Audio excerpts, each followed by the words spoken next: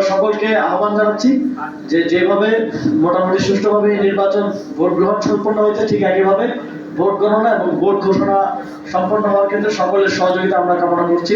যারাই দেখছেন যে তারা হেরে যাচ্ছেন কিংবা কাছাকাছি মার্জিনে পিছিয়ে আছেন, তারা ভোট কারচুপির কিংবা গণনাকে প্রভাবিত করার যে চেষ্টা করছেন, আমরা মনে করছি যে আপনাদের এই ধরনের অবস্থান থেকে সরে আসা উচিত। আপনারা যদি তা না করেন তাহলে আমাদেরকে কোনো কঠোর পদক্ষেপের দিকে যেতে হবে। আমরা আমাদের নেতা কর্মীদেরকে সতর্ক অবস্থানে থাকার নির্দেশনা দিয়েছি, আমাদেরকে প্রয়োজনে জমায়েত করতে হতে পারে।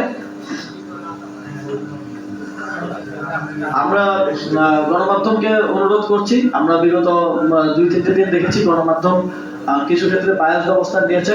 রাষ্ট্রের একটি চতুর্থ স্তম্ভ হিসেবে গণমাধ্যমকে অবশ্যই নিরপেক্ষ ভূমিকা পালন করতে হবে, যেহেতু ফলাফল ঘোষণার এখনো কিছু সময় বাকি আছে। এবং আমরা নির্বাচন কমিশনকে আহ্বান জানাতে চাই যে ফলাফল ঘোষণার ক্ষেত্রে আগে আমরা দেখতাম যে যে দলকে তারা জেতাতে চাইতো সেই দলের বিজয়ী সিটগুলো আগে ঘোষণা করা হতো এবং তাদের ফেভারেবল যেই পার্টি না তাদের সিট পরে ঘোষণা করা হতো। আমরা নির্বাচন কমিশনকে স্পষ্টভাবে বলতে চাই, আপনাদের কাছে যে আসনের ফলাফল আগে আসবে সেই আসনের ফলাফলই আগে ঘোষণা করতে হবে, যেটা আসবে সেটা ঘোষণা করে দিতে হবে। এবং একই সাথে রিটার্নিং কর্মকর্তাদের প্রতি কোনো ধরনের অলিখিত কিংবা মৌখিক নির্দেশনা দেওয়া চলবে না, স্পষ্ট নির্দেশনা দিতে হবে। আমরা ইতিমধ্যে দেখেছি এবং আমরা অত্যন্ত আনন্দের সাথে ঘোষণা করছি যে গণভোটে এখন পর্যন্ত আনঅফিসিয়ালি গণভোটে হ্যাঁ ভোট অনেক দূর এগিয়ে আছে এবং বিপুল ভোটে হ্যাঁ ভোট বিজয়ী হতে যাচ্ছে।